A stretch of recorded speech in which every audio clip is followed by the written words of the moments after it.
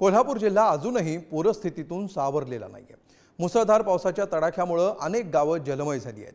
अनेक ठिकाणी शेतीला पावसामुळे तळ्यांचं स्वरूप आलंय। यंदाच्या या पुरामुळे गेल्या 5 वर्षात येऊन गेलेल्या 2 महापुरांच्या आठवणी जाग्या झाल्यात। पाहूया याविषयीचा सविस्तर रिपोर्ट।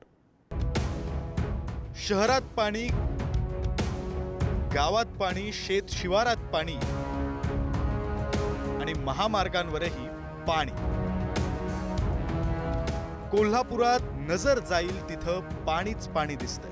पंचगंगा नदीची पाणी पातळी जवळपास 48 फुटांवर पोहोचल्यानं पुन्हा एकदा महापुराचा धोका निर्माण झालाय।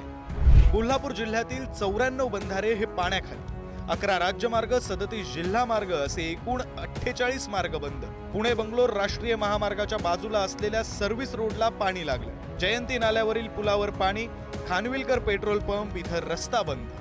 कोल्हापुरातील कोल्हापूर रत्नागिरी महामार्गावरती देखील आता जवळपास 2 ते 3 फूट पाणी जे आहे ते पाहायला मिळते आणि मी त्याच महामार्गावरती उभा आहे आणि माझ्या मागे ही सगळी दृश्य जी आहे ती या महामार्गावरची पाहत आहे।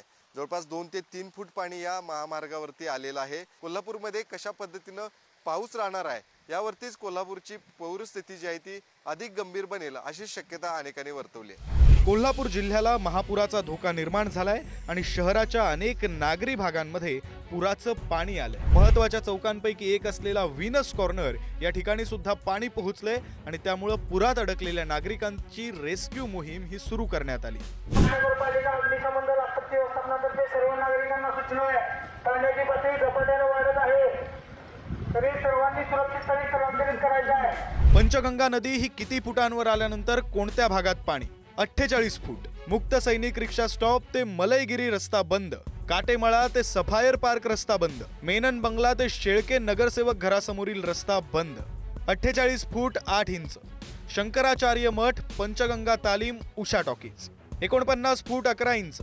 घोडकेवाडी मुक्त सैनिक वसाहत पूर्व बाजू, MSEB Bapat camp, Kadamwadi, Ganesh park 51 फूट। दुधाळी, उत्तरेश्वर गवत, मंडई नाका, दुधाळी ग्राउंड परिसर 51 फूट 8 इंच।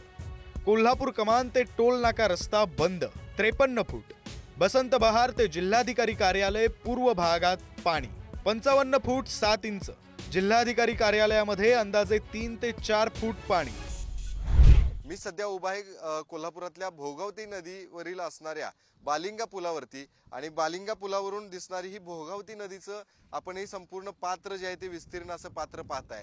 खरं तर याच भोगावती नदीला आलेल्या पुरामुळे आपण बाजूला जर बघितलं तर डाव्या बाजूला हा कोल्हापूर गगनबावडा महामार्ग जो आहे तो मात्र या ठिकाणी बंद झाल्याचं पाहायला मिळतंय। आपण जर दूरपर्यंत ही दृश्य पाहिली तर या महामार्गावरती जवळपास 2 ते 3 फूट इतकं पाणी आलं आहे आणि म्हणूनच हा मार्ग जो आहे तो कालपासून जो आहे तो पूर्णपणे बंद करण्यात आलेला आहे। राधानगरी धरणाचे 4 स्वयंचलित दरवाजे हे अजूनही सुरू आहेत आणि त्यामुळे भोगावती नदीपात्रामध्ये मोठ्या प्रमाणात विसर्ग सुरू आहे। काळंबावाडी धरणातून सुद्धा मोठ्या प्रमाणात विसर्ग सुरू झालाय आणि हीच भोगावती नदी पुढे पंचगंगा नदीमध्ये जाते। परिणामी पाणी पातळीत आता झपाट्याने वाढ सुरू आहे आणि त्यामुळे आतापर्यंत 6000 जणांचं सुरक्षित स्थलांतर करण्यात आलंय। कोल्हापूर शहरातील काही भागांमध्ये आता मोठ्या प्रमाणात पाणी घुसायला सुरुवात झालेली आहे। मी सध्या कोल्हापुरातल्या व्हीनस कॉर्नर परिसरामध्ये उभा आहे आणि आपण पाहताय या परिसरामध्ये देखील मोठ्या प्रमाणात पाणी जे आहे ते वाढायला सुरुवात झालेली आहे। 2019 आणि 2021 ला कोल्हापूरकरांनी महापुराचा मोठा सामना जो आहे तो केला होता आणि यावर्षी देखील मोठ्या प्रमाणात पाऊस एकीकडे बरसत आहे, दुसरीकडे पंचगंगा नदीची पाणी पातळी देखील 47 फुटांवर जाऊन पोहोचली आहे। त्यामुळे कोल्हापूरकर मात्र आता चिंतेत असल्याचं पाहायला मिळतंय। कोल्हापुरात सर्वत्र मुसळधार पाऊस सुरू आहे आणि त्यामुळे संपूर्ण वाहतूक व्यवस्था ही कोलमडून पडली आहे। तरी दुसरीकडे मात्र कोल्हापूर जिल्हा आपत्ती व्यवस्थापन पथक अंतर्गत असलेले KDRF पथकाकडून बोटच्या सहाय्याने मदत केली जाते।